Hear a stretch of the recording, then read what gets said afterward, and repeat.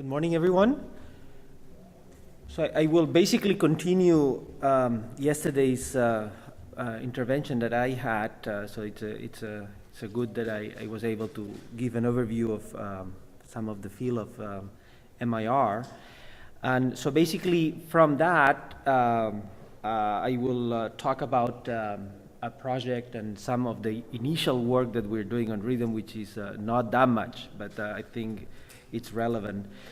So first I want to acknowledge my funding agency. I would normally not do that, but since I am so happy with this, because it gave me the opportunity to tackle a very large project in, I think, what is a very good example of good conditions for a researcher to be able to carry our research. So if you don't know about the European Research Council, check it out. It's a very good funding agency. So anyway, so I got funding for ComMusic for this project, computational models for the discovery of the world's music. So it's a 5 years project, started a year and a half ago. And basically, well, this project, if you want to know about the project, you can look at the Chinese page of the project and get some ideas of well, it's a project that tackles different musical cultures, and therefore the idea of trying to maintain some of those cultures, it's an important one. So I try to use different languages. So anyway, you can look at the website. But basically, what we're doing is trying to understand and model different music traditions of the world. We have chosen 5 from an information technologies point of view. And the kinds of things we're doing are described in this diagram. So right now, in fact, we are basically focusing on the data gathering and musicological validation type of work. We have done our work mainly comes from the audio description. So we have work on that on some aspects, not so much on the rhythm aspect. On ontology design, not so much, we're just starting. On the community profiling, just a little bit, and we're putting all this together in a system for discovering music of these traditions. So the idea is that we want to start by gathering data that makes sense. So we are working closely with musicologists from those cultures so that we can choose and annotate data correctly. Now we are quite okay in some of the traditions that I will tell you. And some others we're just starting. And the idea of the musicological validation has been to identify the problems that we want to work on. And as I said, rhythm is one of the last ones we are starting, so I will present some of the ideas and the problems that we are trying to look at. So the repertoires that we have chosen is Turkish maqam, Hindustani, Carnatic, Beijing Opera, and Andalusian music from the north of Africa. Of course, the first question that everyone asks is why these and why not others? Well, I am not an ethnomusicologist. Those are the ones that I knew a little bit. And from the work I have done, I believe that are appropriate. I'm sure there are many more that are appropriate, but those seem to be quite appropriate for the things I was trying to do. So one of the things that these 5 cultures have is that there are traditions that are alive and that have an important cultural and social relevance. But very importantly, they are art music traditions. So they are traditions that have a musicological and cultural studies available. I don't have to do ethnomusicological work. There are people that have done that. And so there is quite a good body of literature on that. Some not so accessible, like for example the Chinese for the Beijing Opera is because it's in Chinese. But it's there. So since we have collaborators from these different countries, it's easy. Some others is more available. So basically for us is that on these 5 cultures, we have, or we are able to gather machine readable data, pretty good one, in terms of the different types of data sources that we are dealing with. And basically the bottom line is that in this project, we basically want to challenge some of the things that we have been doing until now.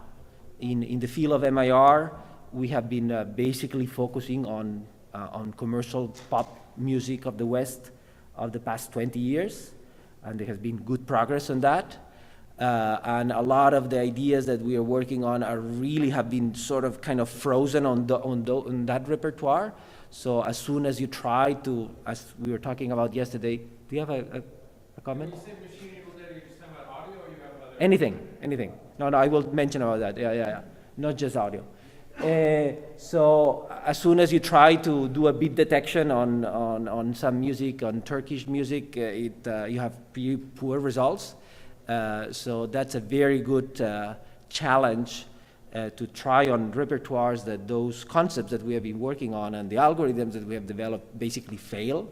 So it gives you a lot of opportunities and challenges to come up with completely new ideas from the ones that we have been working on.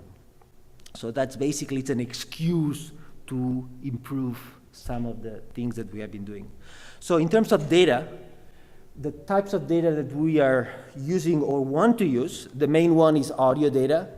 Audio data, as I guess most of you know, is not so easily accessible and freely available, especially of these repertoires. So we have been buying CDs. In India and China, CDs are very cheap. So we have been buying hundreds of CDs at good price. So we by now have a few thousand CDs. We are aiming at around 500 CDs per musical repertoire, and we are getting close to that. And we have put them all in a local database. A very important thing is the editorial metadata of these CDs, basically. So we want to make sure that we have all the data. Some of it is not available, so we're trying to just get CDs that have good editorial metadata. There is a lot of CDs being produced that lack a lot of that data, but we are, if it's not in the CD, we are trying also to put it in. And the place that we are putting all this data is in MusicBrainz. That's a kind of an open platform for musical metadata that I think it's a very, very good initiative. However, it has all the pop Western music, but it doesn't have any, practically, of the music that we are trying to put. For example, of the around 300 CDs of Indian music that we are working on, I think 1 or 2 were in MusicBrainz. So a lot of the work of all the grad students working in the project, or most of it until now, has been to put all these data in MusicBrainz. So we have been compiling all these collections within MusicBrainz with all this metadata, quite comprehensive, so describing the things that, working with the musicologists, we believe are important to have, so that then we can run our algorithms on. So anyway, so we have started to build collections for all these repertoires in MusicBrainz.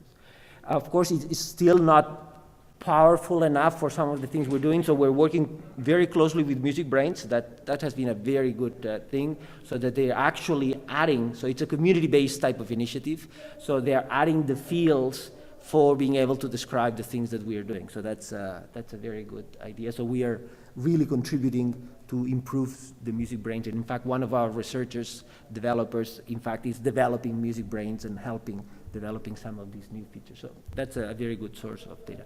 So the audio recordings, we cannot put it openly, even though we will in some way, so that researchers will have access to that. But definitely the editorial metadata is all Creative Commons in MusicBrainz. We are basically using Wikipedia for descriptive metadata, and we are trying to contribute that too.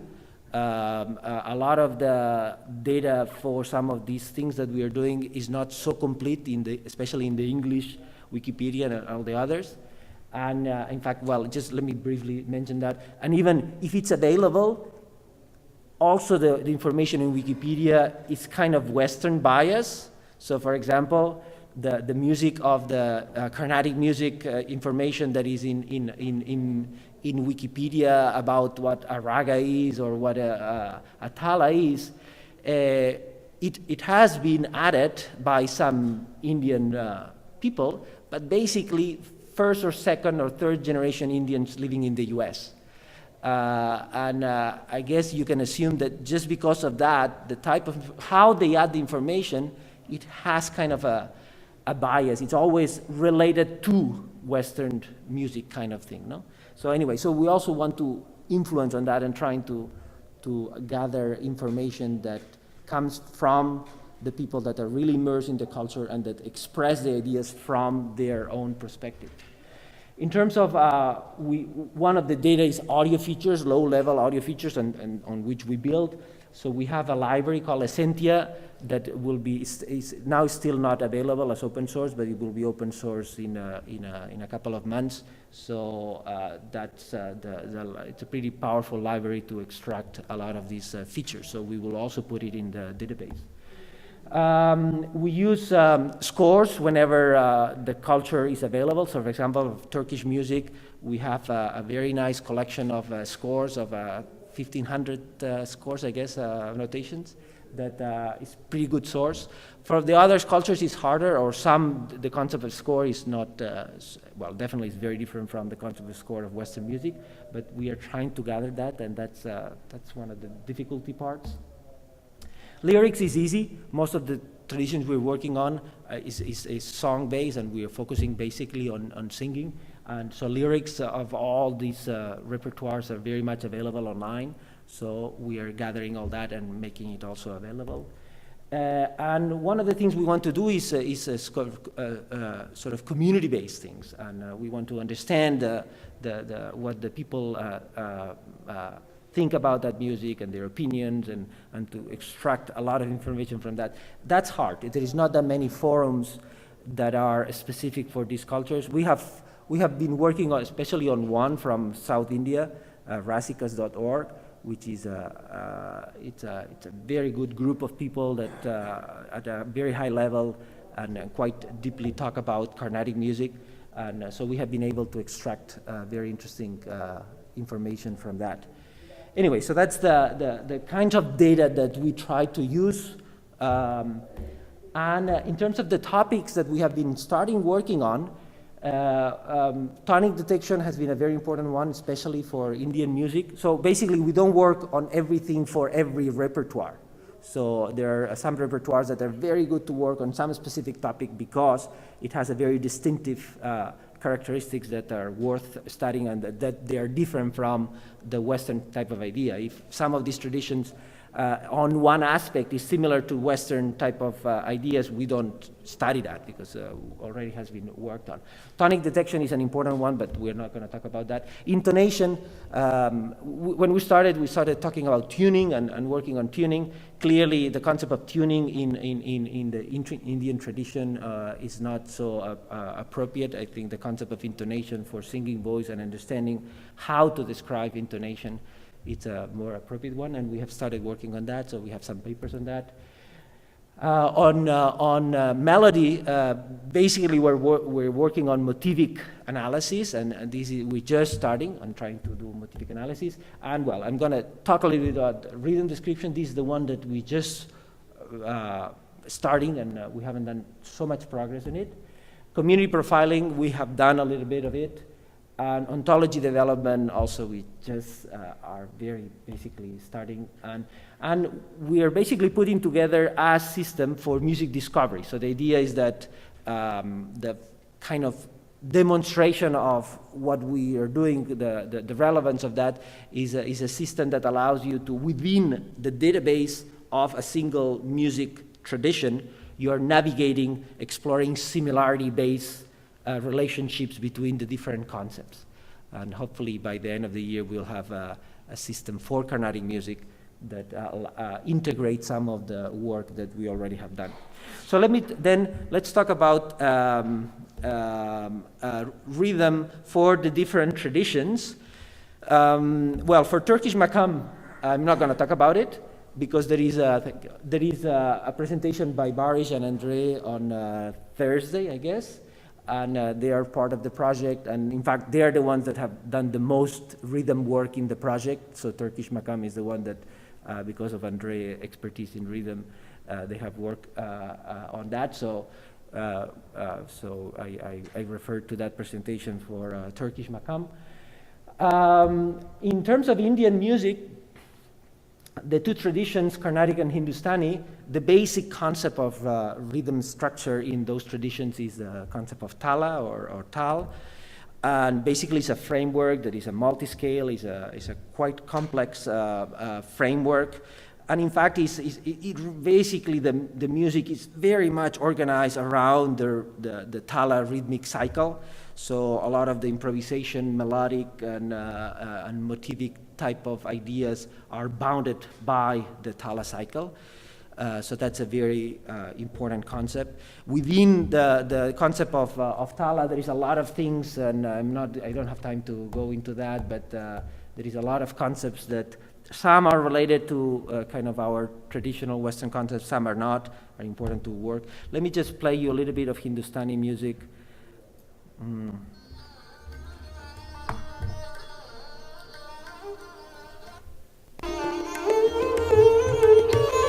One of the things that we have been doing, in fact, has been annotating. So that we also will make it available. So we have now like 15 hours of Hindustani and Carnatic music annotated like this, annotating the beginning of the cycle, the different sections and different weights.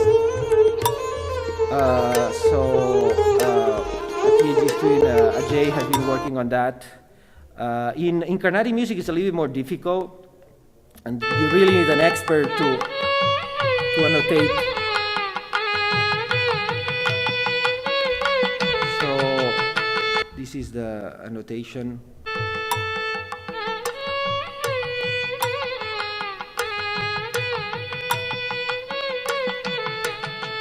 Okay, anyway, so there is a lot of distinct characteristics of Indian music that we are interested in working on. I don't have time to go into that. For example, a very interesting difference between Hindustani and Carnatic. In Hindustani, the tabla is very much a timekeeping type of instrument. In Carnatic, that's not the case. There is a visual cue. There is always someone moving the hand, the clap and wave pattern that is the one keeping the timing, so the percussion is very much free to improvise and to improvise around the tala. That gives a lot of challenges and very interesting concepts around what Carnatic percussion accompaniment is. So there is a lot of challenges that are interested and a lot of opportunities, I guess. I thought I had more time. So one very interesting thing is, in fact, is the alap section. The alap, especially in Drupad. Drupad is one of the styles of Hindustani. They have these very long alaps of half an hour in which you basically start very slow, exploring the raga. Basically, one of the basic concepts of the alap is to develop the raga, to express, to give the personality to the raga. But rhythmically, it's kind of the same. Basically, it builds up rhythmically from a very, I don't like the term free rhythm, but a very kind of free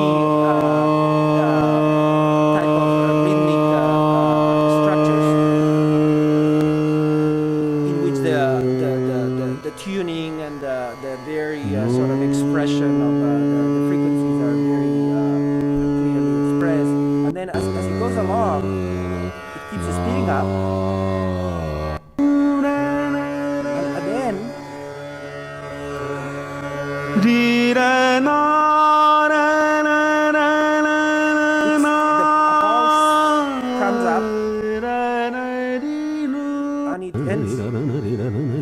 Quite fast. And this basically prepares the song that has a very specific tala, so it builds and expresses the rhythms of the tala. So So it's a very interesting type of music to study these different types of rhythms. Okay, in Beijing Opera, I think it's a very interesting. I was in China to try to figure out what repertoire to look into. There's so many music traditions and art music traditions, and so at the end I decided to work on Beijing Opera. Of all the art music traditions, there are basically two families. That ones that are basically around the idea of structuring their music around melodic motifs and phrases and traditional songs, and another bunch in which the Beijing Opera is, they are around the idea of rhythmic patterns. So the rhythmic patterns are really the ones that structure the Beijing Opera, the arias. And the basic concept of metric structure are what is called the banshee. The banshee is basically comes from the poetry. Basically, all Beijing operas are based on verses that are couplets, that are two phrases, and there are 7-syllable ones and 10-syllable ones, and they have very specific banshees that give you the clues of where the syllables are supposed to land, and that's the metrical structure. And so through an aria, you will have different banshees, and every aria will have a different one and will evolve. And there are banshees that are very clearly metric. They're all basically either they're all binary, but they're 4/4 to 4 or 1/4. As the piece moves, they accelerate. And then what is interesting is that they have these banshees that are what they call free kind of meter, but in fact, one of them, the accompaniment, has a very clear structure, and the voice is supposed to be free rhythm. So the voice is supposed to have no meter whatsoever. So they regulate, the concept of free rhythm basically does not make sense there. It's a free rhythm, but very much structure. So let me just play you a little bit of, that's a very, these rhythmic introductions, the first time I heard this is random, everyone is doing whatever they want. These are very clearly structured patterns that because of the timbre, we don't kind of get the unity, and it has a very clear unity. This is the notation they use.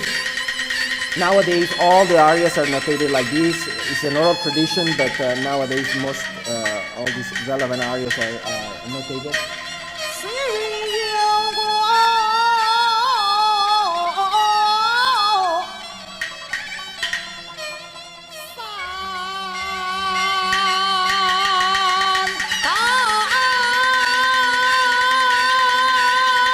So anyway, I don't have time. A very interesting aspect for melody in Beijing Opera, like in many Chinese songs, is of course the fact of Chinese being a tonal language. So not every melody fits every phrase. So how are the melodies constructed according to the different languages? Every language has a different type of tones. In Mandarin, there is 4 different tones. In the Cantonese, the South China, are 7 tones, so it's different. So the melodies are different. So in fact, there are 256 or 250 something different types of operas, styles, and basically this relates to the different languages that they have, because every language has a different melodic kind of a structure. And the last music that we just started, I was in Morocco a couple of weeks ago to try to find out what we could do, who could we collaborate with. And the Andalusian music in Maghreb, in the north of Africa, in Morocco, Algeria, Tunis, is fascinating. It was born in Spain, so I have an amazing guilt complex of not having been knowing anything about that. That's the only art music tradition that was born and has been developed in Spain, and we don't care anything about it. No one knows anything about that. And it's an amazing tradition. It has a quite complex kind of a structure. It's quite well formalized. It's very old. I don't have time to go into this, but let me just play you a little bit of...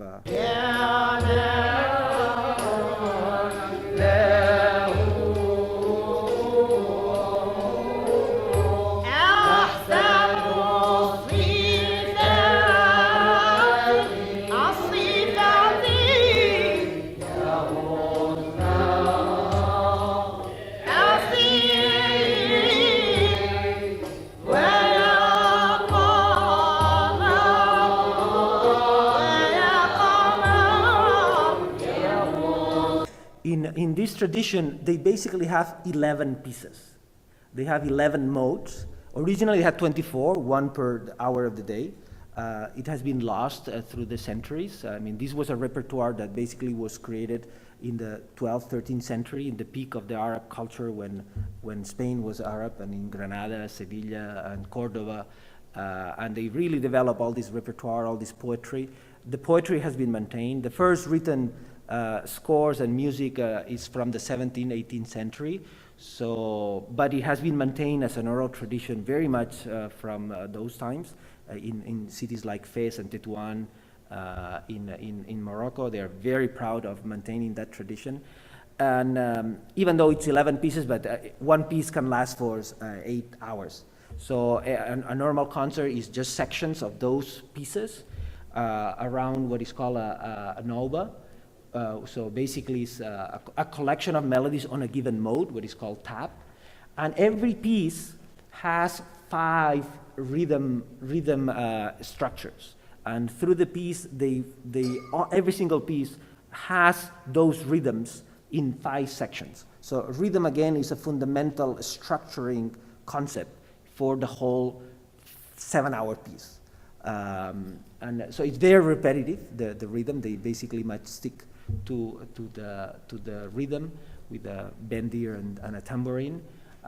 They elaborate a little bit, so this is one of the simplest. This, in fact, was the rhythm cell of that piece. But yeah, that's what it is. So thank you very much.